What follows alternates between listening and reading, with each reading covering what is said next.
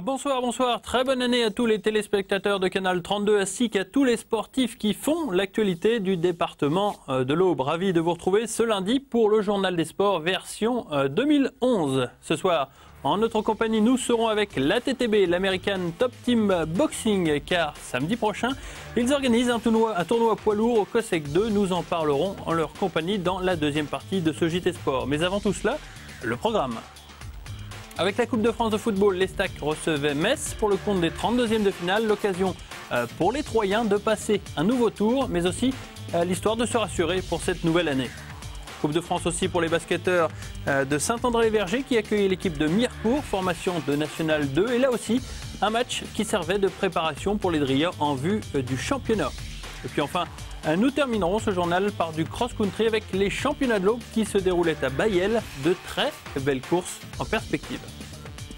Allez, on revient sur le fait majeur de ce week-end sportif avec la tenue samedi après-midi du 32e de finale de la Coupe de France de football entre deux équipes de Ligue 2, l'Estac bien sûr et le FC Metz des Troyens qui tenaient absolument à faire quelque chose dans cette épreuve et qui avaient la chance de recevoir pour ce tour une équipe messine déjà battue par les Troyens en août dernier. Mais c'était en championnat, la coupe, c'est tout autre chose.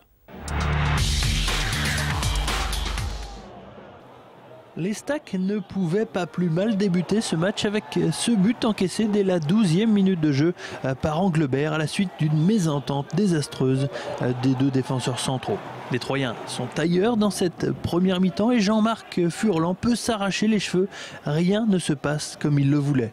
Les joueurs se marchent sur les pieds et il s'en faut de très peu pour que le FC Metz n'en profite dans cette première mi-temps plus que laborieuse. C'est vrai qu'on manquait de jambes. On n'avait pas les cannes au début du match. Amorce de réaction dans la seconde période où, à défaut d'être dangereux, les Aubois montrent un peu de collectif. Bézaz semble trouver la faille peu après l'heure de jeu en se faisant faucher dans la surface de réparation.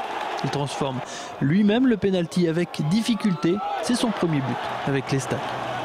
Joie de courte durée puisque Fallou, 10 minutes plus tard, oublié au second poteau, crucifie Blondel. On se dit alors que les Mosellans ont la qualification en poche, mais grâce à cette passe d'Obadi, Mohamed Camara d'un lob astucieux envoie les deux équipes en prolongation. L'Estac et le FC Metz se neutraliseront et auront chacun une occasion de faire le break. Mais au final, à 4 minutes de la fin du match, c'est Enema Ndiaye, suite à une véritable partie de billard, qui marquera le but vainqueur. L'aventure de l'Estac s'arrête là. Jean-Marc Furlan est très déçu. On confirme notre mal à faire des résultats à domicile, donc c'est pénible. Mais bon, on a complètement raté notre match. On était vraiment très en dessous de notre valeur. Il y a très peu de joueurs qui ont joué sur leur niveau, à part Yamissi et Saunier. Bon, après, tous les autres, c'était très compliqué. Donc physiquement, complètement hors du coup. Donc on ne pouvait pas espérer grand-chose, on était très largement en dessous de ce qu'on est capable de faire. Le club troyen n'a désormais plus que le championnat comme objectif avec le maintien à obtenir prioritairement. Pas de championnat évidemment puisque c'était la Coupe de France, mais l'Estac B jouait un match en retard du championnat de France de CFA2 avec notamment ce match contre Strasbourg. On regarde le résultat avec une défaite donc face à la réserve de Strasbourg, 4-2. Un doublé de Bétiol qui n'a pas suffi donc à enrayer la défaite sur la pelouse du Stade de l'Aube. Dans le même temps, Selongey a fait match nul avec Jura Dolois, un but partout. Au classement, Dijon est en tête avec 2 points d'avance sur le RC Strasbourg. 3 décrochent un petit peu en 4e position avec 26 points. Selongey et Pierrot Vauban se partagent la dernière position. Auparavant dans la semaine, l'Estac avait enregistré son premier renfort de la saison en accueillant son ancien attaquant Sébastien Grax pour l'année 2011. Grax avait résilié son contrat en 2010 avec Saint-Etienne pour relancer sa carrière et c'est 3 qu'il a choisi pour se remettre à marquer des buts.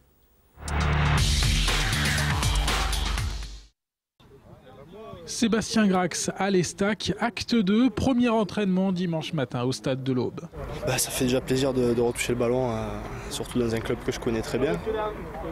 Et voilà, maintenant un peu de fatigue parce que j'ai eu 3 mois difficiles. Mais bon, très content de retrouver le groupe et ce club. L'objectif, c'est surtout de rendre la confiance qu'on m'a donnée ici. Parce que j'avais pas beaucoup de clubs, que des clubs un peu en galère à l'étranger et tout ça. Et ce club-là m'a fait confiance, donc j'aimerais leur rendre cette confiance sur le terrain. Parmi ceux qui ont accordé leur confiance, Jean-Marc Furlan, c'est le Girondin qui a lancé Sébastien Grax dans le bain du professionnalisme en 2004. C'est ce même Jean-Marc Furlan qui a recontacté dernièrement l'avant-centre de 26 ans. C'est avec lui que tout a commencé ici. On est arrivé en même temps au club, on a fait la montée, on a fait le maintien derrière. Et après on a un peu galéré chacun de notre côté quand on est parti.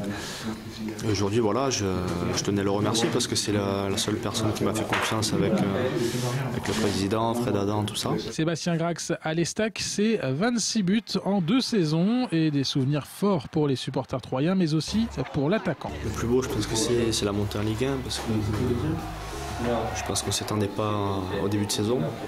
On était mal parti, puis à l'arrivée on s'est retrouvé sur le podium. Donc c'était une grosse surprise pour tout le monde et j'en garde un très bon souvenir. Aujourd'hui, Sébastien Grax s'est rhabillé et a rechaussé les crampons après 7 mois sans compétition et 3 mois sans club. Il a résilié son contrat avec Saint-Etienne début novembre. Pour la direction du club, l'absence de temps de jeu n'est pas un problème. Tous les joueurs, de toute façon, qu'ils aient joué ou pas avant, c'est toujours des paris quand on les prend. Mais non, c'est un joueur de qualité, c'est un joueur auquel je crois beaucoup, je répète. Et donc les 7 mois où il n'a pas joué, il s'est entretenu, il va vite rebondir parce qu'il a une condition physique qui est pas loin du top. Donc, et puis vu ses qualités de buteur, non, je me fais pas beaucoup de soucis. Sébastien Grax a aujourd'hui la confiance de tout un club. À lui de la concrétiser en but sur le terrain. L'Estac en a besoin. Il devrait faire sa première apparition en championnat de Ligue 2 le lundi 17 janvier à Nantes.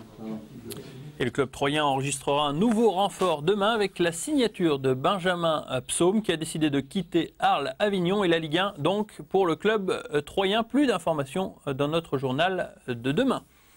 Toujours en Coupe de France, c'est cette fois-ci le basket club de Saint-André, les Vergers, qui en 64e de finale se voyait confronté à un adversaire hiérarchiquement supérieur, évoluant en N2, Mirecourt, une équipe vosgienne. En phase de reprise, les hommes d'Olivier Perrin voyaient surtout cette rencontre comme une bonne préparation pour la reprise du championnat. Nanti de 7 points d'avance dû à son statut d'équipe de National 3, le BCSA aborde la rencontre en tête et les Dria tiennent plutôt bien la barre grâce notamment à l'activité de Niambi Kiwe dans la raquette. 29-18 à la fin du premier quart-temps et même si Mirecourt se montre plutôt adroit dans le second quart-temps, Cramail avec 6 points permet à son équipe de garder la tête même si l'écart s'est réduit à 2 points, 44-42. Les Vosgiens mettent enfin le turbo et menacent plus précisément Saint-André. Mais Moko Temapa artille 2 fois à 3 points et à 10 minutes de la fin, les Aubois sont quand même toujours devant, 62-53. Le quatrième quart-temps voit les deux équipes s'en donner à cœur joie derrière la ligne des 6,25 m. Bichard permet à Mirecourt de passer devant au score 74-76 à 30 secondes de la fin. Les Dria perdent ensuite le ballon, il reste 5 secondes. Danint réussit l'interception et égalise 76 partout. Ça nous met un petit soulagement parce qu'on était à +1 juste avant et il nous rattrape sur la fin. Ça faisait mal au cœur. Il faut jouer les prolongations. Toumani Konaté, le meneur, Dria aligne 6 points et le BCSA a 2 points d'avance à 1 minute de la fin, 86-84. C'est sans compter sur l'adresse infernale des Vosgiens à 3 points. Monsoreau, à 30 secondes de la fin, crucifie Saint-André. Mirecourt ajoute même un dernier panier, 87-90. Le rêve est passé pour le BCSA. C'est aussi un match de Coupe de France. Donc c'est important, comme tous les matchs, on les joue à fond. Mais enfin, le plus important, c'est quand même le championnat. Donc l'idée, c'était quand même de se préparer pour le match d'Auxerre, enfin de retrouver un peu les bases. Donc bon, dans l'ensemble, ça s'est quand même pas trop mal passé. Avec une 3e place à défendre, Saint-André va devoir rapidement se remettre dans le bain afin d'oublier cette déception. Prochain match pour le BCSA la semaine prochaine face à Auxerre, à 20 h au complexe Bianchi. Il y avait des résultats de handball avec un match en retard pour le Romilly Handball. Défaite encore pour l'équipe de Frédéric Gouin face aux voisins rémois, 34-27. Tremblay a battu Bois-Colombes 42-30. Saint-Brice s'est imposé face à Bonny 32-27. Au classement, Tremblay est en tête à égalité avec Dieuloir. 3 points d'avance sur le 3e, Livry-Gargan. Romilly se morfond en dernière place avec 17 petits points. C'est l'heure de jouer en notre compagnie. En jeu, ce petit futé que je tiens entre mes mains. Cette édition 2011 vous permettra de vous tenir au courant de toute la vie troyenne. Les meilleurs loisirs ou sorties dans Troyes, c'est dans le petit futé. Pour le gagner, c'est plus simple. Il suffit de nous appeler au 03 25 72 31 95 et nous donner le mot de passe qui est ce soir futé et non pas barracuda. Au premier appel, donc vous gagnez ce petit futé. À vos marques, prêts, partez. 72 31 80. Non, Hicham, pas le droit de jouer. Allez, autre événement de ce week-end, la tenue dimanche des championnats de l'Aube de cross-country à Bailleul. Une particularité toutefois pour cette année, l'organisation conjointe avec la Haute-Marne pour densifier les pelotons. Évidemment, les courses les plus attendues étaient les épreuves seniors hommes et femmes qui ont été à la hauteur de l'événement. Gros duel attendu chez les filles avec les deux tossistes Florence Granger et Julie Giacomelli. Florence Granger prend rapidement les devants et emmène un train soutenu, seulement suivi par Lison Mar, l'Auboise d'Athlée 52, Julie Giacomelli et Lucie Gobancé de l'Athlée 52. Mais le rythme de la Troyenne est infernal et seule Lison Mar est capable de suivre. Julie Giacomelli en phase de reprise après un marathon à La Rochelle était déjà loin. L'Auboise se contente alors de contrôler tranquillement avant de liquider Mar dans le dernier tour. Premier titre pour la triathlète Florence Granger, doublement méritante puisque vendredi, elle avait encore 42 fièvres. C'est sympa, c'était on va dire un petit objectif, même si je pensais Julie inaccessible. Je sais que là, elle est un peu moins en forme que d'habitude, donc voilà, c'est une première satisfaction, quoi. En senior masculin, là aussi beaucoup de favoris. Michon, bien sûr, mais pourquoi pas Olivier Moret de Lars, qui n'avait pas disputé de course depuis 4 ans, ou bien Schneider, l'outsider. C'est Tony François Le Chapelain qui part le plus vite, emmenant dans son sillage son coéquipier Anthony Schneider. Mais après quelques mètres, c'est le boss Sébastien Michon qui prend les choses en main et décante du même coup la course. Ils sont 7 à suivre le rythme, Fourier et Zieba du Tostri, Moret de Lars, Doria et Gautron d'Aix-en-Note, François de Lussac qui est un peu en retrait, Schneider. Et bientôt plus que 5 puisque Michon, qui emmène toujours, décroche François et Fourier. Le tossiste va continuer son entreprise de démolition sur ce circuit très boueux de 9 km. Les 5 sont à la peine, Schneider décroche puis abandonne.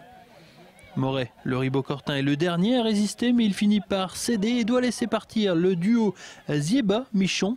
Un Michon qui ne demandera jamais le moindre relais. Les deux hommes choisissent alors de terminer ensemble symboliquement. Mais c'est quand même Sébastien Michon, le champion de l'Aube de cross 2011. C'est vrai que l'arrivée avec Greg, c'était pas prévu, mais c'était trop beau d'arriver dans les 100 derniers mètres tous les deux. Ça s'est fait naturellement, on n'a pas eu besoin de se faire le sprint et c'est plutôt bien comme ça. Une victoire qui n'était pas évidente, vu que l'Assemblée Générale du TOS Triathlon s'était terminée très tôt dans la matinée de dimanche. Les deux compères ont donc eu beaucoup de mérite. Il méritait d'être devant moi, on termine ensemble, j'ai pas voulu faire le sprint, en plus il est blessé, donc voilà. Et puis il méritait de gagner de toute façon, donc il a fait la course tout le long devant, c'est lui qui a gagné. Prochain rendez-vous pour les crossmen à la fin du mois avec les interrégions à Aix-en-Note. Autre information de ce week-end, la victoire de Romain Bois lors du prix de Crésantigne en cyclocross. La 11e place de Romain Lejeune de l'UVO lors des championnats de France du même sport. Victoire aussi pour les joueurs de badminton troyen face à Bourges en championnat de France de National 3. Mais défaite en revanche pour les rugbymen de Saint-André face à Clermont. Et pour le PLO volley face à Senecey 3-7 à 0. Voilà tout ce qu'il fallait savoir pour être complet. On passe à l'actualité pugilistique avec samedi soir prochain. Un tournoi poids lourd organisé par l'American Top Team Boxing au COSEC 2. Et les organisateurs sont avec nous sur ce plateau pour nous présenter ce gala. Bonsoir messieurs et mesdames. Danny Coquet. Bonsoir. Vous êtes l'organisateur. Oui. C'est pas la première fois que vous organisez ce genre de manifestation. L'an dernier, il y avait déjà eu un championnat d'Europe, je crois. Oui, au mois d'avril, championnat d'Europe. Qui avait eu un gros succès. Oui. Ça vous a convaincu justement de rééditer la même expérience? On reste dans la même dynamique, excusez-moi. C'est de la dynamite quand même. Hein. Voilà. C'est de la dynamite, Dany, qu'on va voir samedi. Ça va être du lourd, on va dire. Ça va être du lourd. Le public, à un moment à l'autre, on leur donne de la qualité. Ils en veulent toujours de plus. Donc on essaie de faire le maximum pour leur donner de plus. Et qu'est-ce qui nous attend alors samedi soir? Donc il y aura 12 combats super fight et on a intégré dans ce gala, dans cette manifestation, un tournoi poids lourd avec à l'heure actuelle les meilleurs poids lourds, on va dire, mondiaux ou européens. D'accord. Quel genre de discipline on va retrouver? Parce que je crois qu'il y en a plusieurs différentes. D'ailleurs, on va peut-être avoir l'occasion d'avoir une petite démonstration des jeunes de l'American Top Team Boxing, puis les moins jeunes aussi. Hein. N'hésitez pas, messieurs, à passer derrière nous pour vous installer. Dany, donc en K1, je crois, boxe taille, un programme... Donc on partira sur du full contact, sur du K1 Japan et sur de la boxe taille avec coude. C'est pas dangereux de diversifier un peu comme ça, un peu de trop? Non, le public, il demande, hein, c'est la demande du public de rester sur une seule discipline. Ça limite les spectateurs. Faisant tout style de boxe, il y en a pour tout le monde. D'accord. Donc il y a une grosse affiche avec un gros combat qui est, Dany, samedi soir?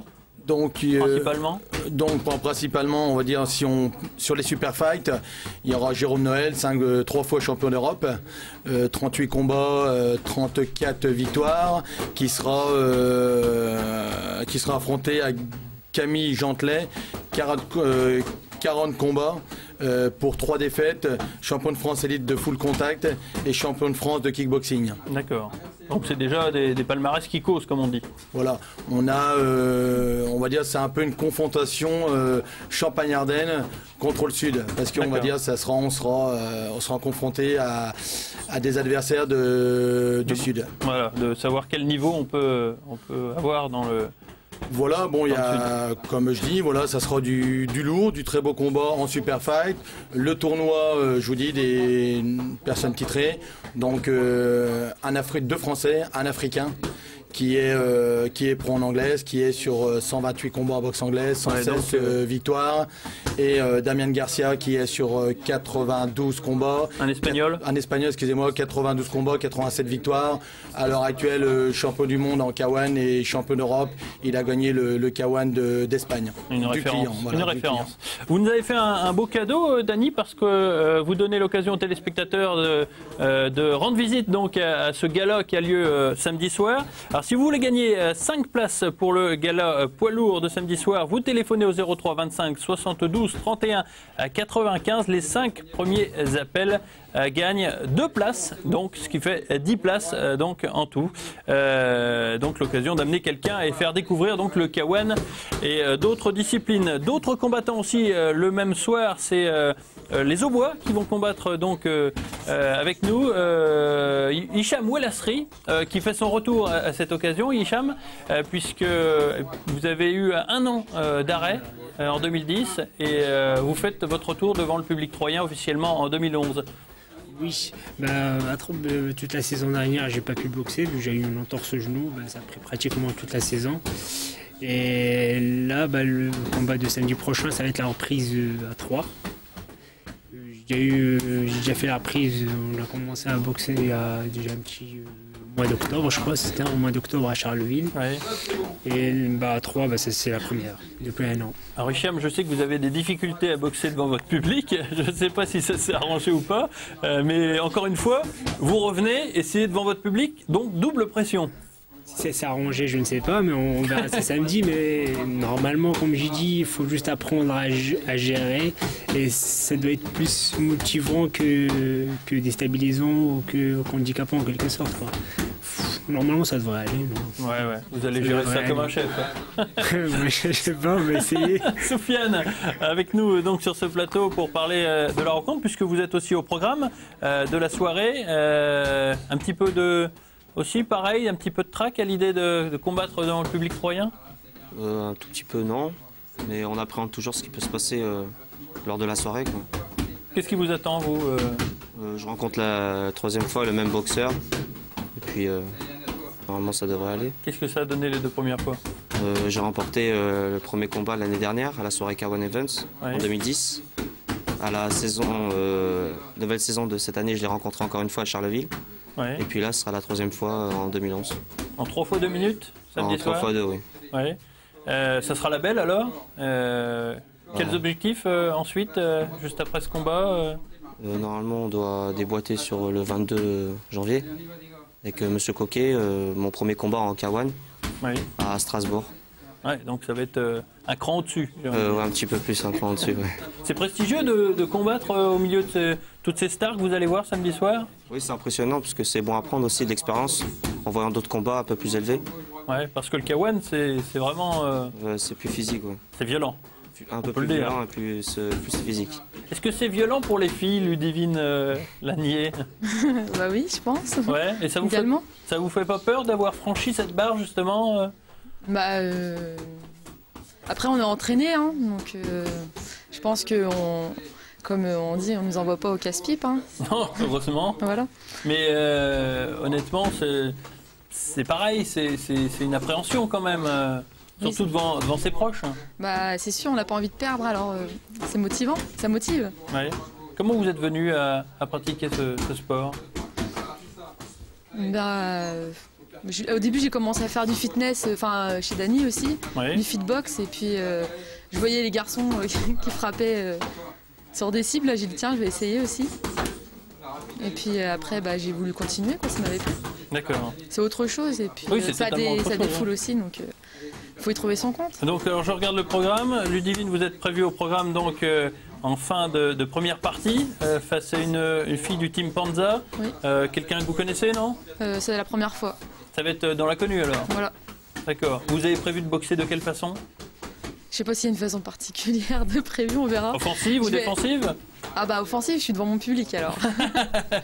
Bien répondu.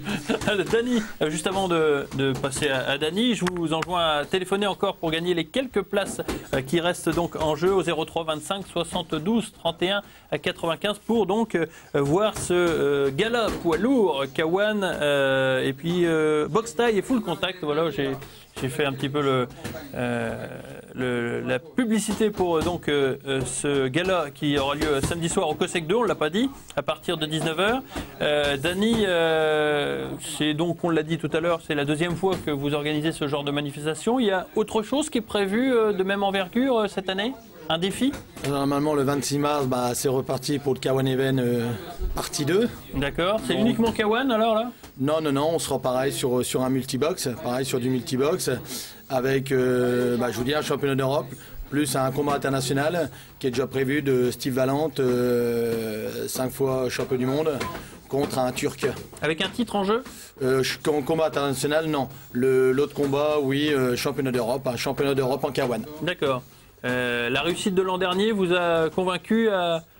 nous a convaincus au niveau... Parce que ça doit être difficile à organiser, c'est compliqué généralement. J'imagine en tout cas. Disons qu'on ne sait pas sur quel pied danser sur 3. Est-ce que le public apprécie, on va dire, le pied-point? Donc on s'est lancé, on a vu qu'il y avait quand même la demande. Oui. Donc avec la ville de Troyes, on remet ça au mois de mars, mais carrément la salle Omnisport de Troyes. Donc la ville de Troyes vous soutient? Voilà, la ville de Troyes nous soutient. Donc toutes ces manifestations, la ville de Troyes, surtout M. Peters, parce qu'on va dire s'il n'y avait pas M. Peters, ces manifestations-là ne pourraient pas avoir lieu. Donc on est parti, on va dire, sur le 26 mars.